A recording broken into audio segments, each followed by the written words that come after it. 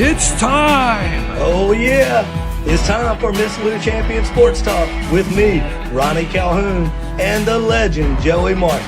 It's entertaining, informative, and sometimes a little crazy. These two guys when I had hair. For me, it was just all about being coachable, being approachable, being a good team guy, and being what I'm supposed to be when I'm supposed to be. Where are they getting the hair from? I think they took it from his lower back. Okay. And they moved it to the top.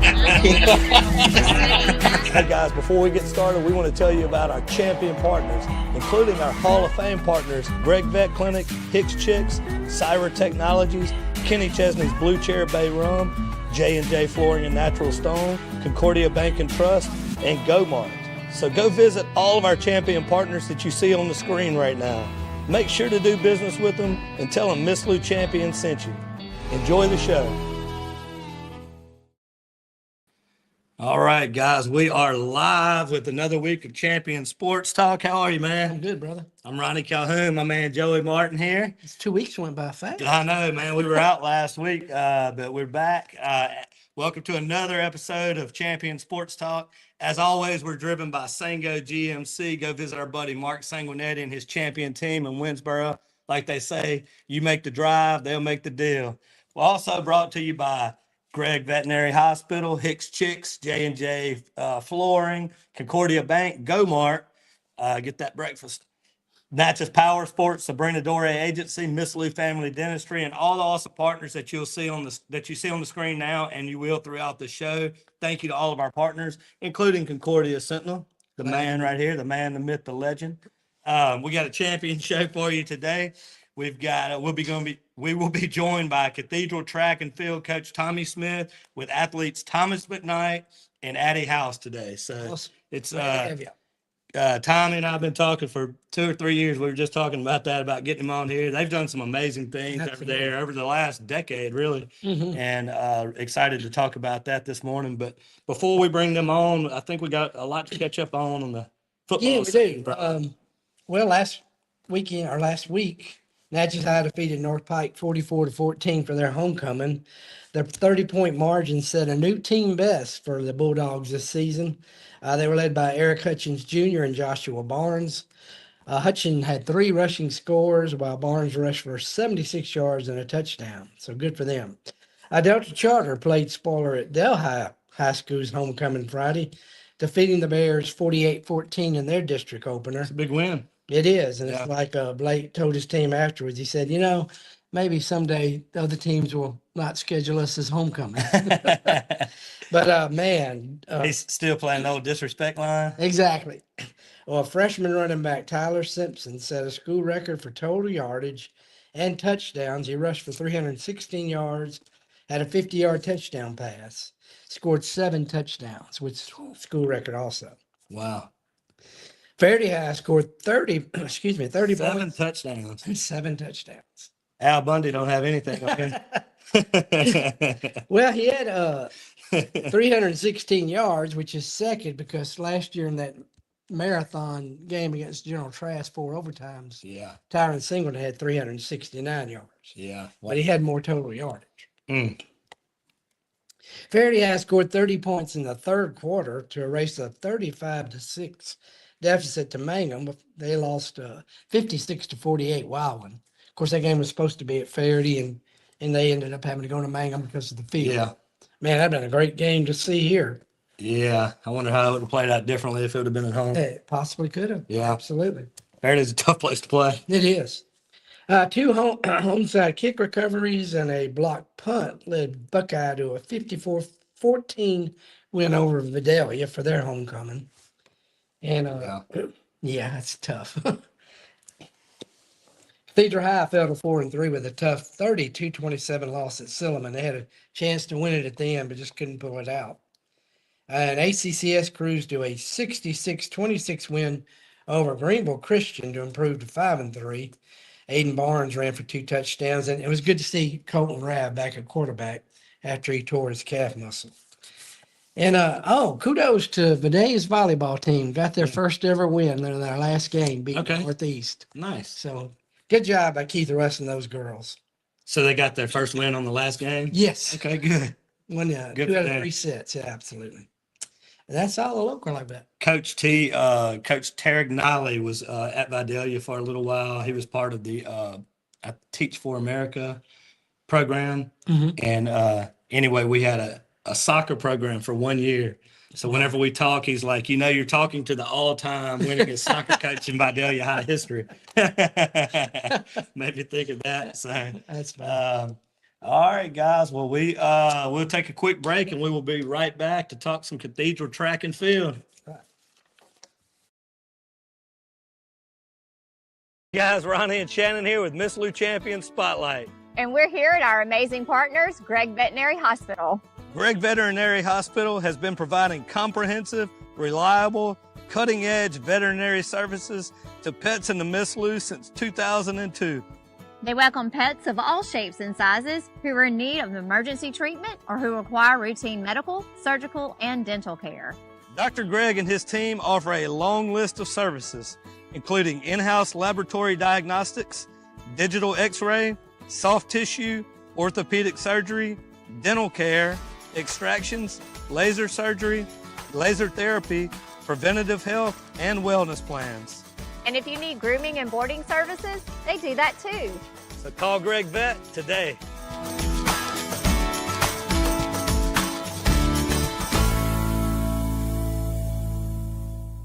Hi, it's Shannon with Miss Lou Champion Spotlight.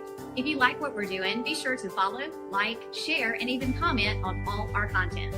Also, visit MissLouChampions.com to sign up for our newsletter and to receive other information, as well as the opportunity to receive some awesome prizes. Thank you, Miss Lou, for your continued support, and as always, have a champion day. Hey y'all, it's Ronnie and Shannon with Miss Lou Champion Spotlight. And we want to tell you about our awesome partner, J.E. Hicks Distributing Company, also known as Hicks Chicks. Hicks Chicks is a local, family-owned food distribution company that has been serving the Miss Lou since 1945. You already know they serve all of your favorite restaurants, but did you know that they are also open to the public? Hicks Chicks has a variety of food products, including delicious heat and eat options like chicken and dumplings, white bean chicken chili, lasagna, and gumbo. They also carry a wide variety of seafood options like shrimp, crabs, tuna steaks, salmon, and catfish. And don't forget about their delicious burgers that are already pattied up for you and their amazing dessert options. So stop by today at 1380 Martin Luther King Jr. Road in Natchez. Hicks Chicks. Way more than just chicken.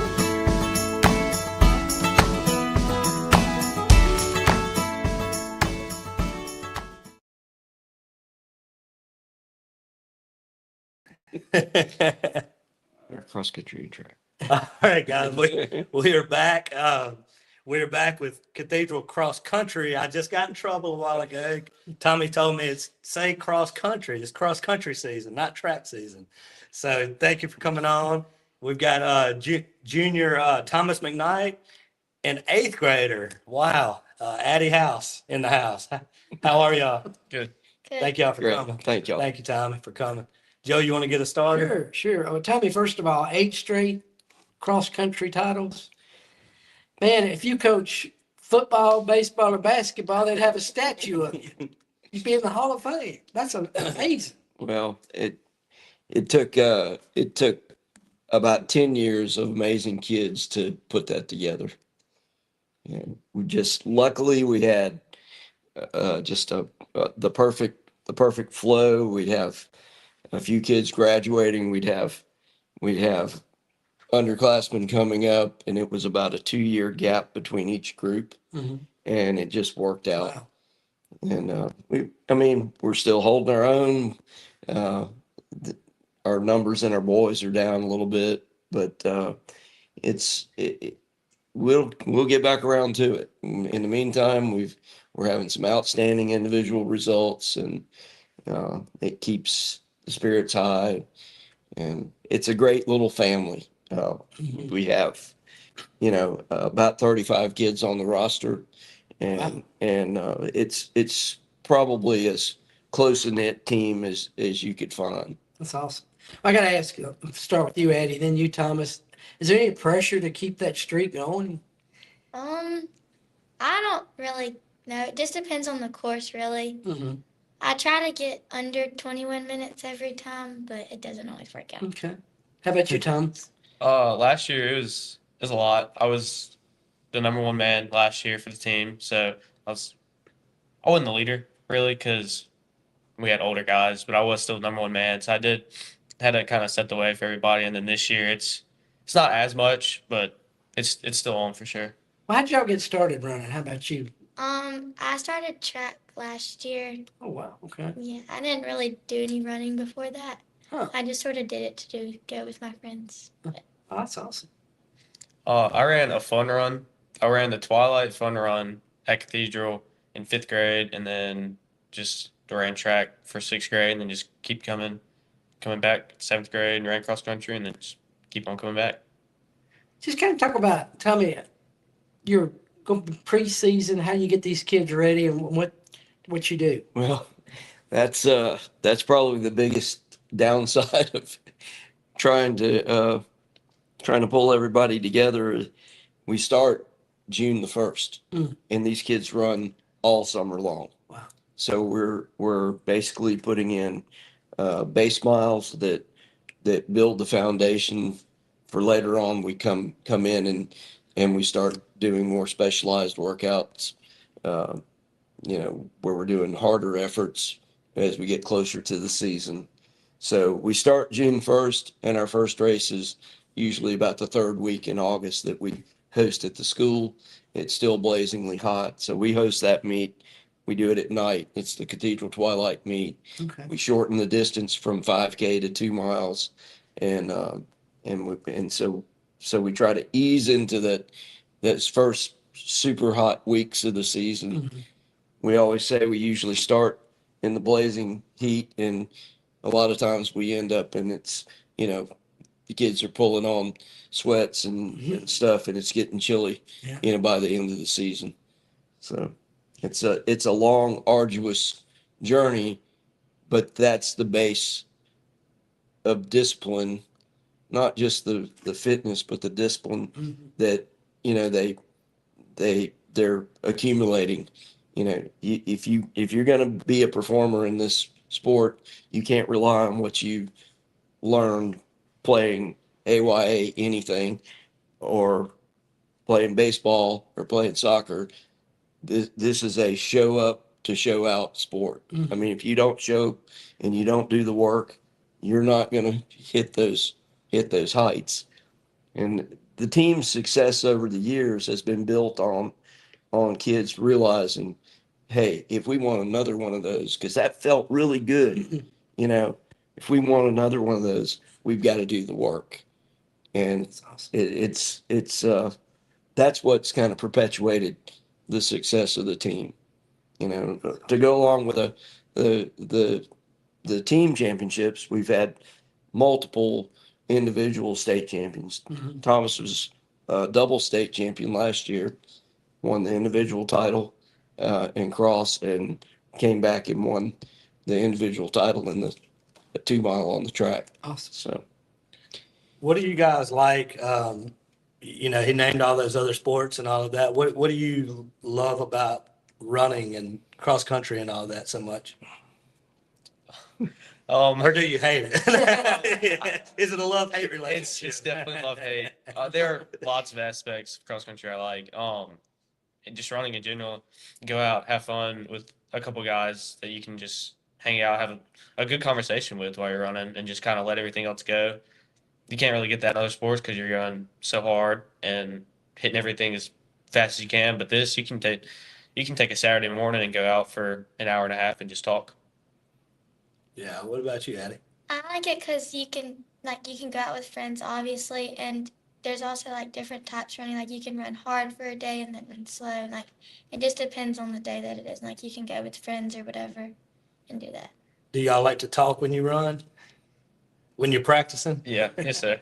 Yeah. I know baseball and football players, they all talk about getting in a zone. Can you tell before a meet, hey, this is going to be a good day? Or I don't really know. It just depends what the course is, how hot it is, and how I feel that day. okay. Same thing. Just kind of I don't ever really feel anything before. Nerves, obviously, but I don't get worked up about a race or anything. But when the starting gun goes off, it all kind of chills out and you just find your groove. Do y'all have a routine before each meet that you go through? We like do the dynamic stretches and stuff, but like that's about it. Like, You don't have any music you like to listen to or get you ready? Not really. How about you, Thomas? Not really. You just all focused. Man, you can tell you. Tommy's usually singing. He's doing karaoke for them whenever. That's why they run so fast. They're running away from karaoke. What they like to do before meet mostly is sleep on the way to the meet. So, Tommy, talk about a little bit about the. Obviously, if you've been doing it for that long and you've had that much success, there's a culture built in. How do you keep that standard up, and what is the Cathedral culture too? Well, I mean, I mentioned family earlier, and in my opinion, we generally end up with some of the best people involved, and when they get involved, I would say the majority of the kids that start, I would say over 50% of them will follow through if they start, no matter what grade they start in. And so then you have these great families where the parents are deeply involved. They help with course setup for our big meet that we hold at Duncan Park, the Twilight meet. The kids see their involvement. That, you know, we have brothers and sisters. Thomas's little sister runs. One of my past front runners, Barrett Burgett, his little sister ran, and she still runs track. And so you have, you know, big brothers, little sisters, little brothers, and it just kind of keeps flowing. And I think that, you know, although you have that in other sports, this is more relatable to one another. I think that it's a good shareable thing within the family.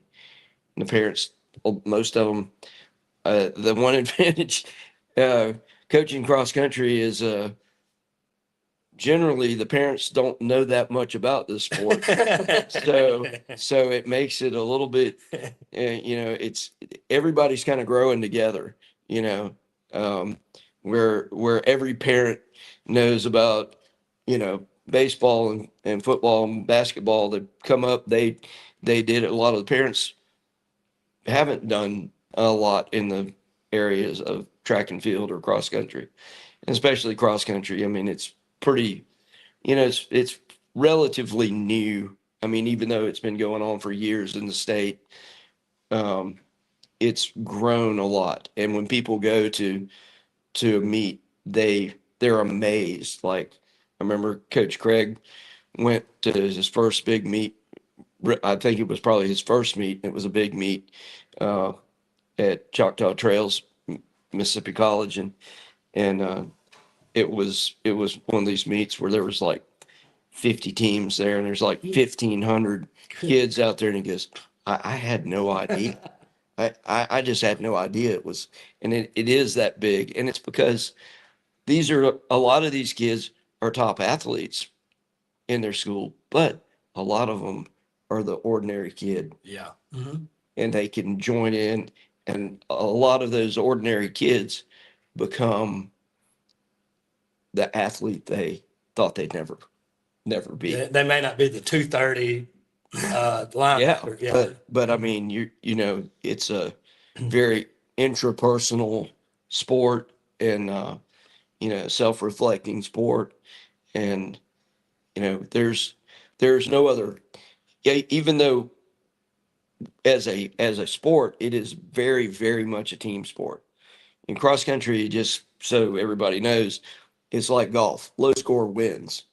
So Yeah. Thomas gets a first, Addie gets a first. That's 1 point, you know. So we're looking to stack low points, you know, second place, third place, whatever your place, that's your point totals. And so the first 5 runners on each squad, they score. Then traditional teams are 7 runners. And so the 6th and 7th runners, what their position is they're trying to beat other teams' 5th runners, 4th or 5th, however far into that other team they can get, and that bumps the other team's score up. So that comes into play quite often. Yeah. Where you'll have a tight race and it comes down to a 6th person. And unfortunately, right now, we only have 5 varsity boys right now. So we just have to do it straight up. So it's, I tell them, my little theme is, okay, we're head hunting. And it's like every warm body you pass, that's a point in our favor. Yeah. And we're putting points on them. So, it's super strategic, but the really great thing to me about the sport is Thomas can go out there, run his race. He can have individual, results that he's super proud of. Addie can do the same. They can act as individuals, and they can bolster their team. So that it's almost like 2 things happening at once. It's the only sport you can truly be an individual and have that team aspect, because every other sport, you think about it, you're depending on somebody else to, make that pass on the basketball court, to, someone to make that throw to first base. I mean, it's all on you. It's all on you. You kind of got the space. Kind of like in music, I always say, like, if you play with a band, that's one thing, but if you play with the acoustic guitar, you can't hide.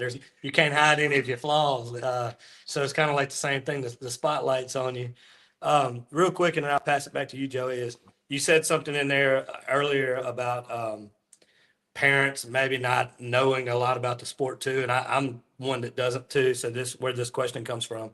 Is there different types of strategy and stuff, like going into races and stuff like that? Well, yeah, we always talk about, who's there, and as the season unfolds, you go to a handful of races, and by the time you get to, your 4th or 5th race of the season, we run about, I think this year we're only doing 8 or 9 races, which is really what we should be doing. You don't want to do too many races.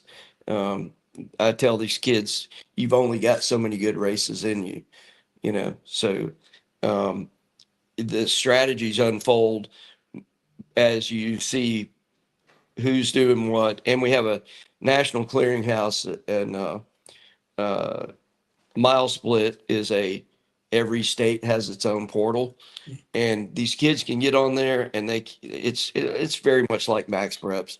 You can get on there and you can say, oh, well, so and so is running, has run this time at this. Well, everybody knows that course is short, or that course is slow or long, and so we start strategizing as to who we're looking to run shoulder to shoulder with. Is it precise? Not always. Thomas was picked for 6th last year at state, and he stole the show. and so it doesn't, those are theoretical. They're real times, but it's theoretical, and it's based off of the course, the measurement of the course, the temperature that day. Did they run early in the morning when it was cool, or was it humid, or Yeah.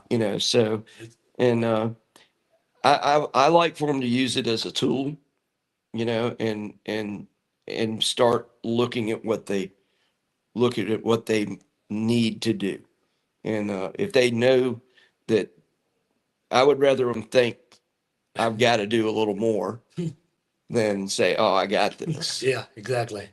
Mile split is great. I love mile. It's very complete, and you also have it. You can look at all the other states around you, and you can go to the national portal, and you can see where we're ranked.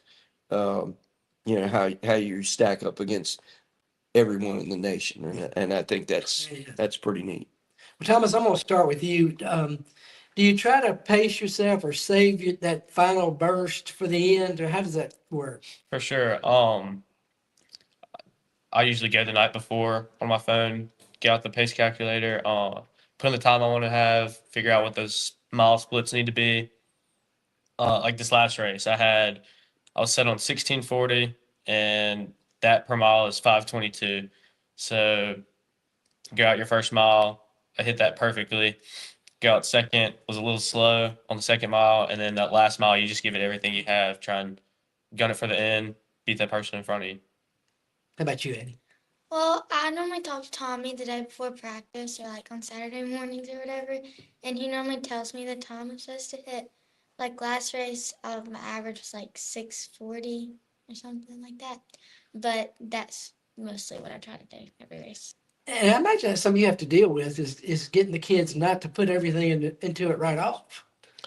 That is the biggest situation, because when you're standing on the line with the average large meet, then we do very few small meets.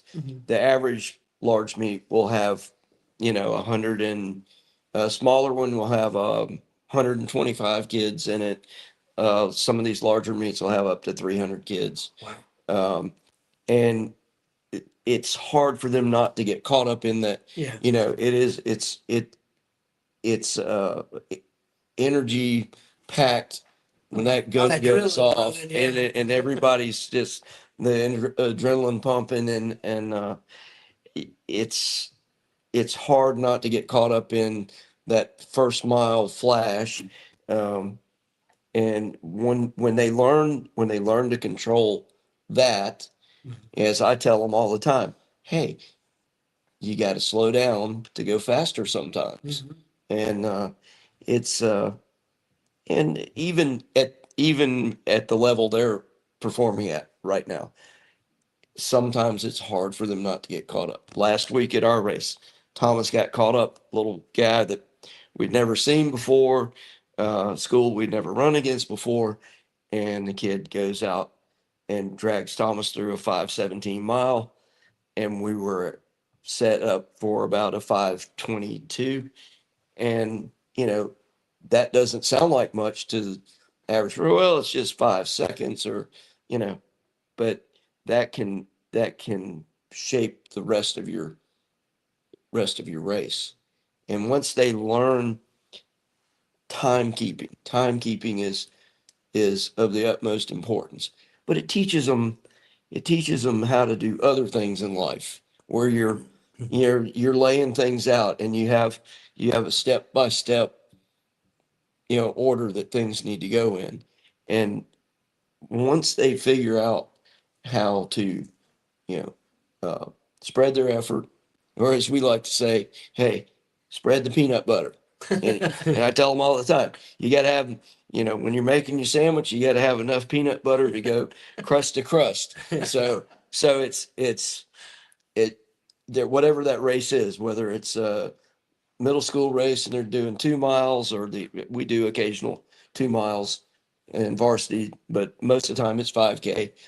You got to have enough from start to finish. And if you get that right, then you're going to have your best performance. Do you have a Joey West is picking on us over here. Uh-oh. Coach Shirley's picking on us. He says, Ronnie and Joey, what was your best 5K time? LOL.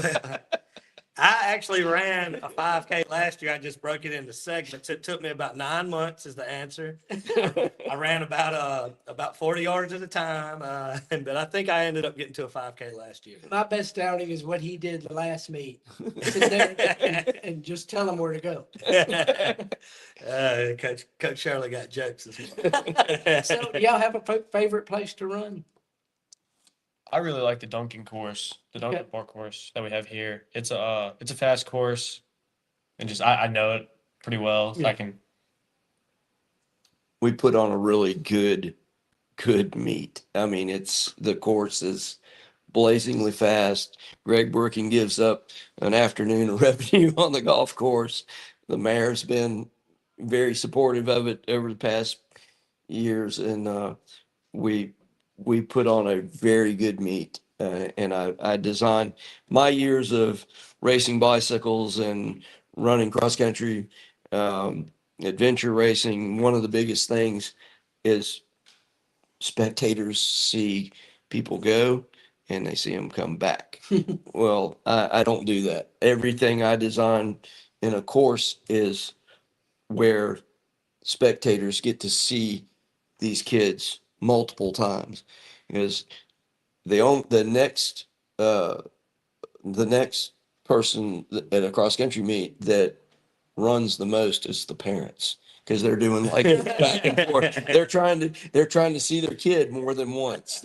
And so our course is set up interlocking points where you can actually go to one point and see a kid come by 4, even up to 5 times, and it makes a big difference. Cross country is a rather lonely sport, and you know, making it more spectator friendly. I think the kids like that too, because when they get in those long sections and there's nobody there, and the only thing that the only cheering they're hearing is their own breathing. Yeah. It's that's when it really gets hard, and I think they really love to, when they hear, Right. of course, some of the kids say, I hate when you're hollering at me, and other kids are like, I need you there to holler at me. So I think that's Yeah. Every kid's different. Mhm. yeah, but it helps a lot with their drive, Mhm. and That's another part of coaching. You've got to learn the kids. well, I definitely have a coach's voice. So I'm sure you try to at least schedule one meet for Choctaw Trails so the kids can use Oh it. yeah, we used to run there quite often, and yeah, a few years ago they redesigned the course, and they about in the Jackson area, about 75% of all the meets were held there previously, but they've kind of tightened up on it, and there's only the college puts on 2 high school meets there a year. I think MRA has some connection with Mississippi College, that someone that sits on the board, and they're allowed to run their meet there, and then all the state meets are run there, both public and private. So they have quite a few schools over the 2 weeks. There's separate the public and private, and it's a great venue. It's a great venue. It's 250-60 acres, and it just, the course winds around, and it has a nice challenging finishing hill that everybody hates and everybody loves at the same time. That's the difference maker right there. I'm sitting over here thinking about this as the sport in general, and one of the unique things I'm thinking about right now is that obviously there's talent involved, but this is a sport that a large part of it is discipline too. And like, you've got the emotional side of it, like you got to stay strong. You got the mental side, you got the physical side. There's a lot of things, but it all comes down to a lot of discipline too. So how do you guys keep that drive going? Just work at it for years. When you're in middle school, you don't have that discipline to stay on. Even at practice, you don't have that discipline to just keep going, even if it hurts. It just comes with practice and years of running and understanding that it's just it's a couple seconds of pain for lots of accomplishments at the end, and then it's probably 5 minutes after your race and you're feeling fine. So Yeah. that's what I tell myself during the race, is just push through this little bit, and it'll go away. What about you, Addie? Well, I try to go to practice every day, but if I can't, I go run in the mornings, and then I just try to get it over with. It's like if you get it over with, you can be done quicker. What about you? What are your thoughts on that, Tom? Well, the kids, I think the one of the best things that this team has had is I've always had a Thomas. I've had probably, including Thomas, I probably had 5 kids that have been that front runner. And, what a gift to the younger athletes, uh, I definitely, wouldn't you say, like Ryan Oh yeah, for sure. and Barrett, For sure. I mean, they definitely, there is a want to emulate those guys. And once they taste that success and they understand, hey, now I know why we did all those miles, because all the miles matter. I mean, it's like, I have a bunch of silly sayings. I was like stacking dimes, making money, and it's just a build. And we didn't have, until just what, 4 years of 5 years ago, I guess we started with other schools were, they were allowing 6th graders to participate, and we didn't. And I finally said, hey, can we please let these kids start? Because this isn't something that these kids grow into like they do through AYA. They might run a fun run or something. The best thing you could hope for is one of their parents is a runner, and they may have had an introduction like that, but most of them come into this as a blank slate. They don't really have any aspirations about it because they just don't know. Yeah. And so everything they know, they're gaining as we go. And unfortunately, about the time we get everything worked out, here they are, they're going out the door, and graduating. So, and hopefully, we've had a few and they've gone on to run at the collegiate level, and we've kind of been doing a little talking about that here lately, and that nothing would make me any happier. Do you think you've mellowed as a coach over the years? I just think my approach is different, and I'm not I'm not the hard coach. I've coached more from a maybe like a more fatherly than being just being loud and abrupt, and I mean, this is something that you got to build them up. You can't tear them down. You always got to be building them up. The kids are not going to respond to someone just berating them. And like I said, the beauty of it is there's only myself and maybe, Patrick Vogt helps me as assistant coach. There's just a handful of us that understand, how to coach something like this. I don't consider myself a great coach. I consider myself to be a great encourager. That's awesome. I'm seeing more and more coaches, both college, even pros, I've heard them talk about, and trickling down to high school, that say just what you just said about, back in the day, how it was. Oh, Coaches yeah, would just, absolutely. some of those coaches would go to jail now for some of the stuff that they would say. But I think that we've all kind of learned as a society, and I think the kids are different and everything. And I think this is the correct approach now, is the build up approach versus the, cussing all day and just beating them down type You deal. definitely can't make make someone want to do something. I mean, you have to, it has to come from within. And if somebody can't feed off of their successes, they're probably not an athlete. Yeah. I mean, Thomas's successes, and that's the other thing that within this sport, it's where so many other sports are based on wins, wins, wins. Our wins came through people having a lot of little bitty wins. A win is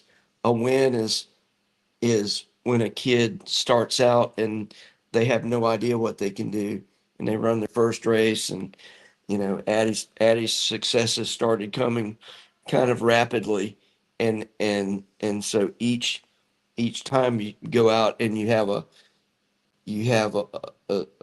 great little success, whether it's cutting 10 seconds or a minute off a time, or you even the little inter team stuff. I mean, which Thomas has experienced probably more than Addie has, but like inter team stuff where, hey, I used to not be able to run with him, but Yeah. now I'm running with him. Oh, now I'm beating him.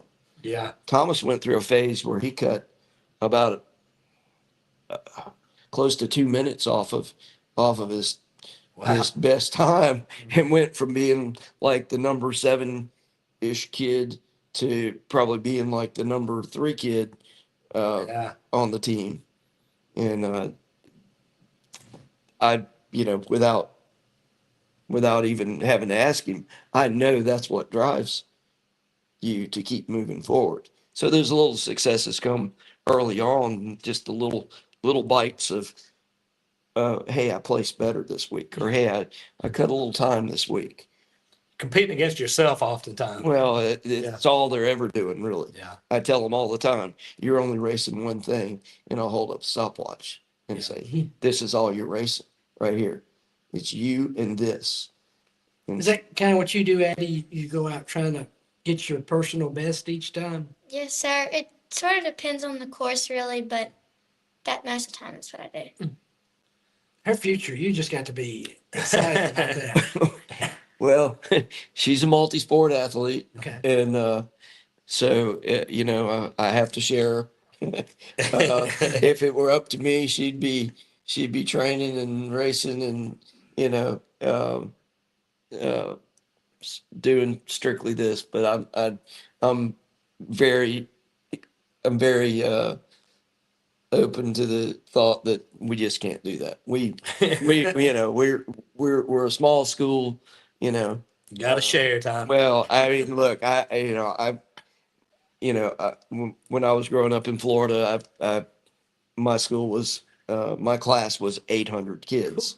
And so there was about 60 kids on the cross country team, 65 kids, boys and girls, and the girls kind of ran their program separate. There was 45 boys on our cross country team.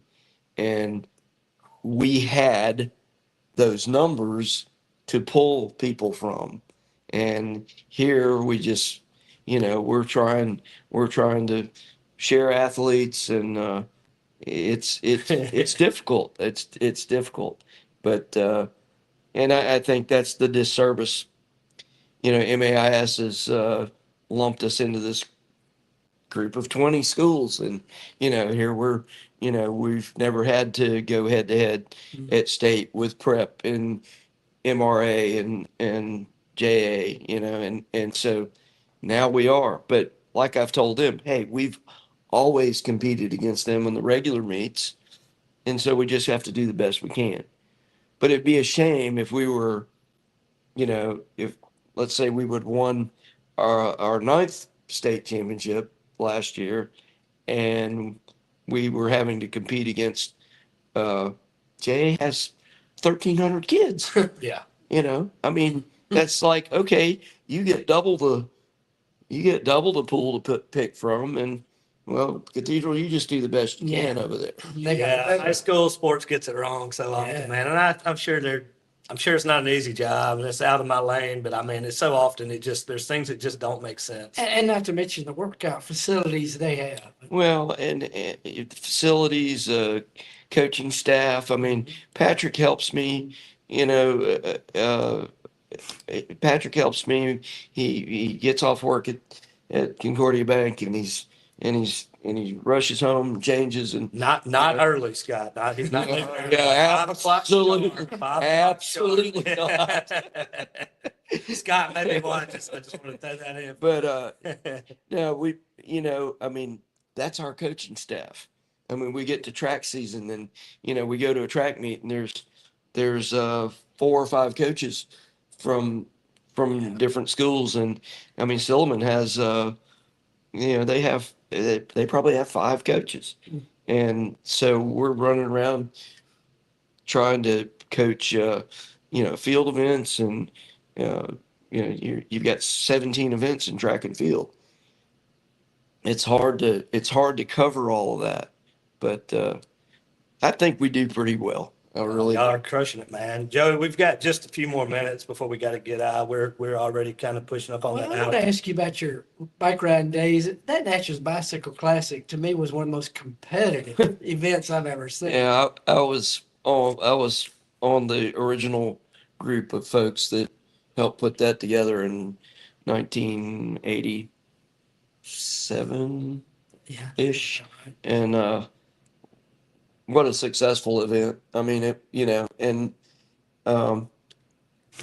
I draw, like I said, I draw from that and putting our events on now, and that was a great event that brought a lot of people to town. I mean, we had as many as a little over 400 riders from, probably 25 states coming here, riding and racing on the streets for a whole weekend.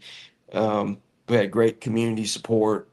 May have been a little more money floating around in town that we were able to gather more prize money and sponsorship money at that time. But I truly draw from that. I tell people all the time, our race at Duncan Park, we've had as many as 27 schools on the starting line at our cross country meet in Duncan Park. And I tell people all the time, the largest one-day event in Duncan Park is the Cathedral Duncan Park Invitational. I mean, and so I think as a school, as an individual, and a local business person, I understand the impact of how sports play a role in our community. Yeah. And I think it's really important, to exemplify those things of bringing people to town, showcasing our little town, and giving these kids a great event that, believe me, I remember just about everything I did in my high school cross country and track career, and they will too. Yeah. We got Heidi that we were talking about the skills a while ago, and she says skills that serve for a lifetime. I love watching the commitment, passion, and perseverance that the cross country kids and their dedicated coach, you have to give her $20 later, display each season. Cathedral Cross Country is like family, connections that last and memories that will feel just like yesterday for decades, just what you just said. So she threw that in the comments. Even said something nice about you there. So. That's not every day that she says that. I'm just playing. I got to give her a lot of props because she spends a lot of time putting up with me coming in and her being in the kitchen till 9 o'clock at night, and she's very supportive of my efforts with these kids, and all these parents too. I mean, when we start the first part of the season, school starts, they've got crazy stuff going on. they got homework starting to pour in, and it's still really hot. So we practice right when we start school at 6:30. I mean, these kids aren't getting home a lot of times till 8:30 for the first month or so, and it's a lot of commitment on my parents on this team. Uh, it's a lot of commitment on their part, and I'm very appreciative of that from the parents. Yeah. Well, Joey, I got one more, and then I'll let you get one more, and we'll get them out of here because I know they're going to get back to school too. We know Coach Shirley's watching, so he's probably looking at the clock. My last thing, do y'all have like an impersonation of Coach Smith whenever he's trying to? Yeah, you got anything for? What's he sound like over there whenever he's He's loud as he can be. He can. I mean, if I had a whistle, if I could whistle, that'd be what it is, because you can hear that whistle from anywhere. What's he saying to you? Just go. I mean, I really don't pay attention. I just listen. I just hear the bass, and just it kind of drives me. But if I did have something to impersonate him with, if I could whistle, that's exactly what it'd be, because you can hear that whistle. You know that whistle anywhere. That's how I get their attention. He's not talking about a. The whistle. He's talking about the whistle. Big whistle. Addie, do you have a good impersonation of it? He's just really loud. Like I heard him across the course Tuesday whenever you raced. I might have some other spectators and other coaches. A lot of and I think that's a shame nowadays that I see coaches, that don't carry that enthusiasm, that don't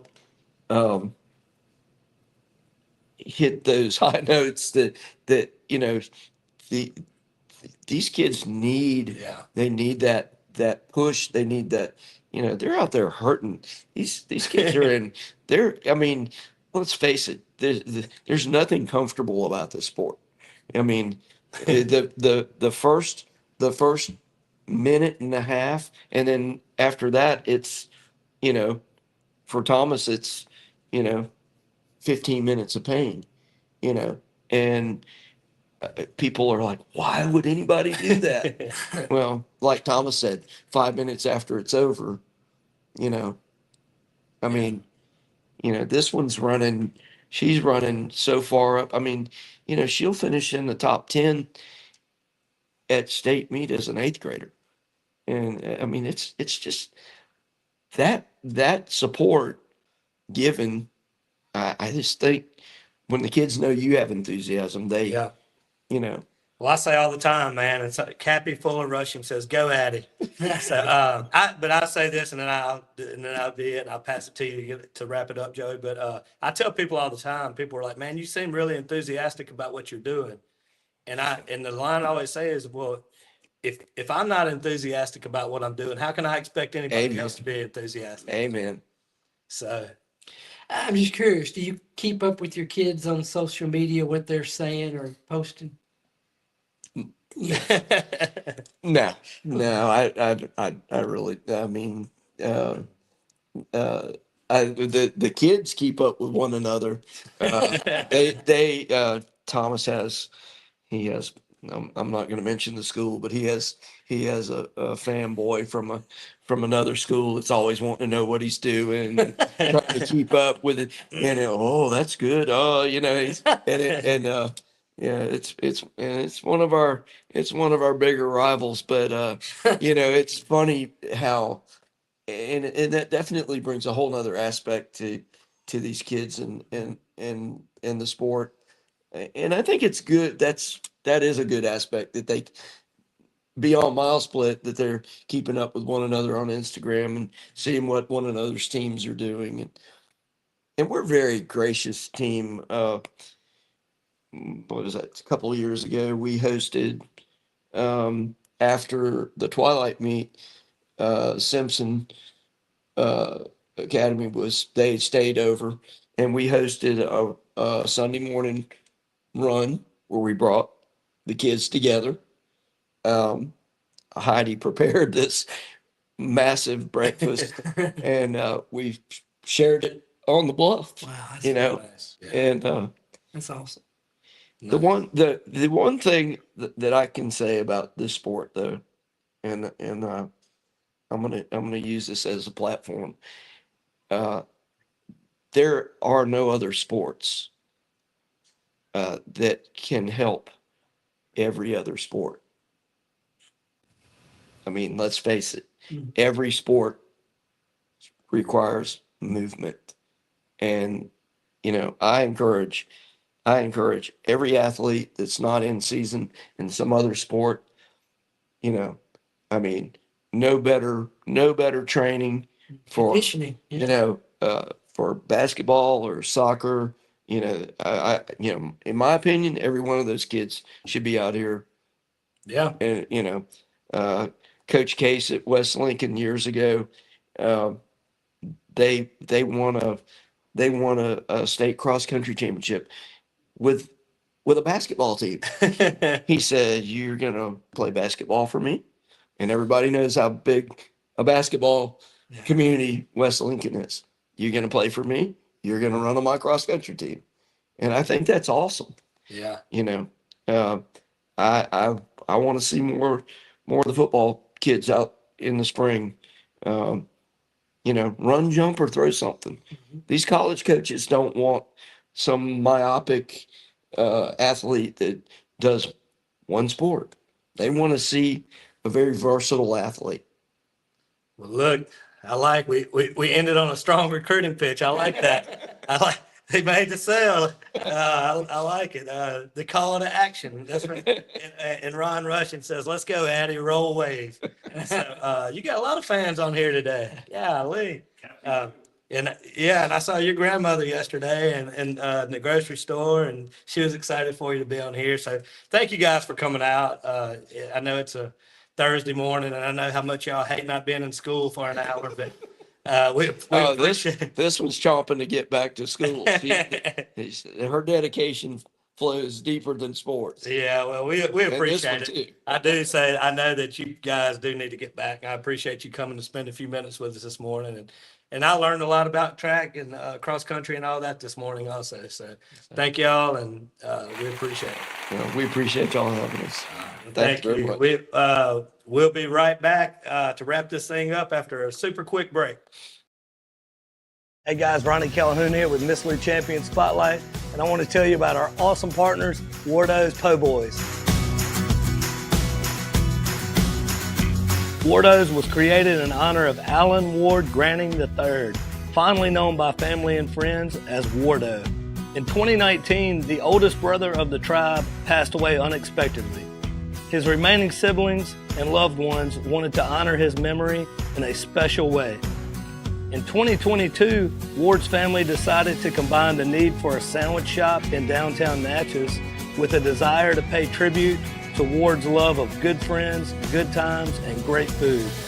Through blood, sweat, tears, and countless hours of hard work, Wardo's was born.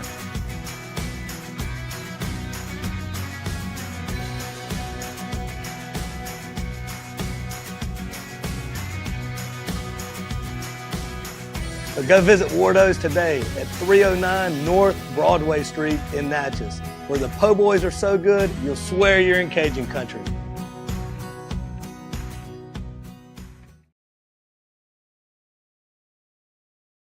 Guys, Ronnie and Shannon here with Miss Lou Champion Spotlight. And we're here at our amazing partners, Gregg Veterinary Hospital.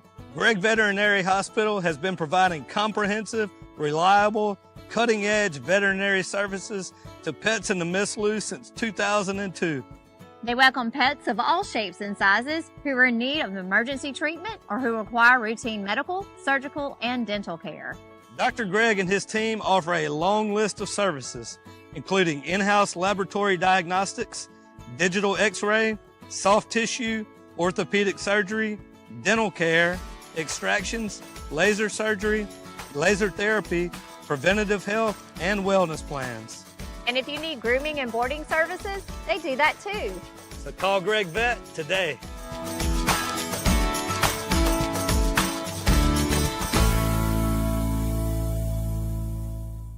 Hi, it's Shannon with Miss Lou Champion Spotlight. If you like what we're doing, be sure to follow, like, share, and even comment on all our content. Also, visit MissLouChampions.com to sign up for our newsletter and to receive other information, as well as the opportunity to receive some awesome prizes.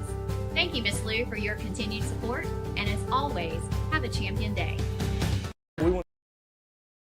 We want to tell you about our champion partners, including our Hall of Fame partners, Greg Vet Clinic, Hicks Chicks, Cyber Technologies, Kenny Chesney's Blue Chair Bay Rum, J&J Flooring and Natural Stone, Concordia Bank and Trust, and GoMart. So go visit all of our champion partners that you see on the screen right now. Make sure to do business with them and tell them Miss Lou Champion sent you. All right, guys, we are back. Thank you to Coach Tommy Smith, Thomas McKnight, and Addie House. They were awesome. Man, that was great. Another great performance by the young kids from the Miss Lou coming on here and doing a great job on the interview. Yeah, they were good. Really good. What was something that kind of stuck out to you from the interview? Just the discipline they showed. I mean, to be a good runner, you obviously have to have discipline, and you can see it just in the way they talk and the way they act. And I was really impressed. Yeah, I was just sitting there thinking, like, really in reality, what it takes to do that. I mean, it's early morning. I mean, I hate running, man. I hate it. So I'm just sitting there thinking, man, You have to make it to Duncan Park. You got to have some serious. You'll have to be at Duncan Park next I year. know. I'm excited to get out there and see that. They seemed enthusiastic about it. And I wanted to say before we get into we got a little bit more local, like a couple of minutes of local, and then we'll get out of here. But thank you to the people watching today.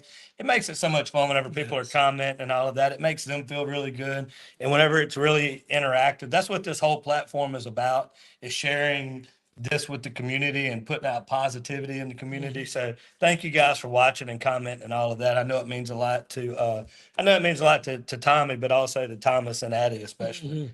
So, man, what do we got on the local Okay, thing? we'll take a look at the football schedule. Fairly playing tonight at Madison. That's a district contest. Of course, this was an away game anyway, but of course, Fairly couldn't play on their field no matter what. And they'll actually play again next Thursday. That would have been Oak Grove at home, but unless they can get something else local, they'll have to go to Oak Grove. Cathedral's going to West Lincoln. They still have a chance to have their first winning season since 2020. And there's still a possibility of a home playoff game, which would be awesome. ACCS has their homecoming against St. Aloysius. Huge game for the Rebels there for PowerPoints. Delta Charter an open date because of Tensall shutting down. And Vidalia visits Gina, and hopefully it's not like it was last year. And Natchez travels to Laurel, take on the Tornadoes.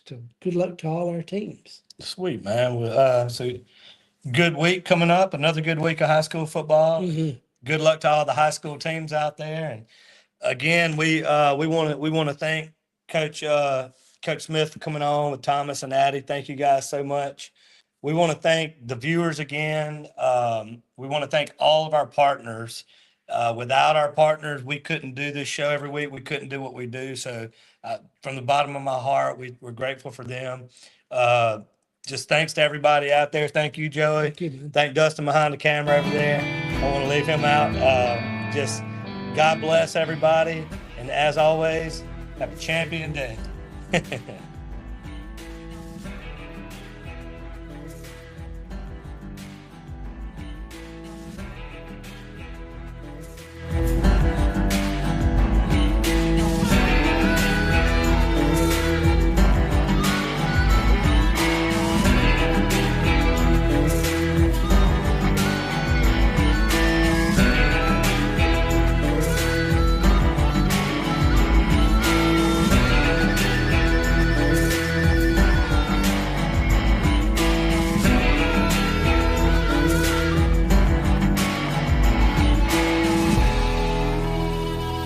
Ronnie and Shannon here with Miss Lou Champion Spotlight. And we're here at our amazing partners, Gregg Veterinary Hospital.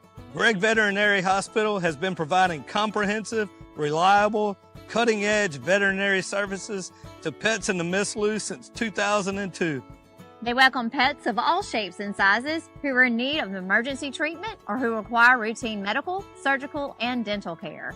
Dr. Greg and his team offer a long list of services, including in-house laboratory diagnostics, digital x-ray, soft tissue, orthopedic surgery, dental care, extractions, laser surgery, laser therapy, preventative health, and wellness plans. And if you need grooming and boarding services, they do that too. So call Greg Vet today.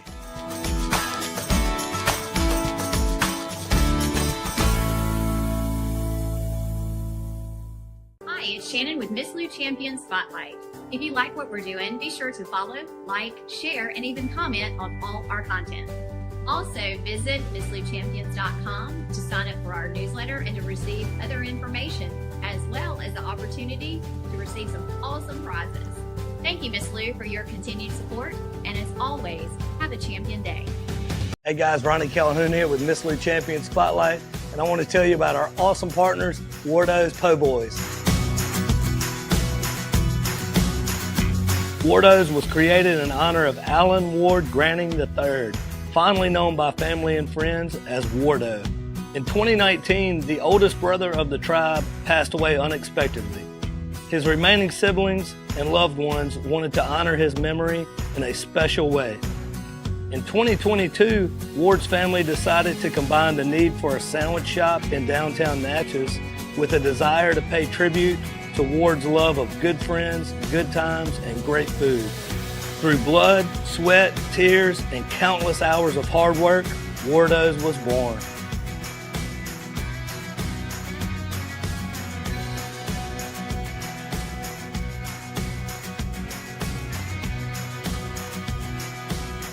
So go visit Wardo's today at 309 North Broadway Street in Natchez, where the Po' Boys are so good, you'll swear you're in Cajun country.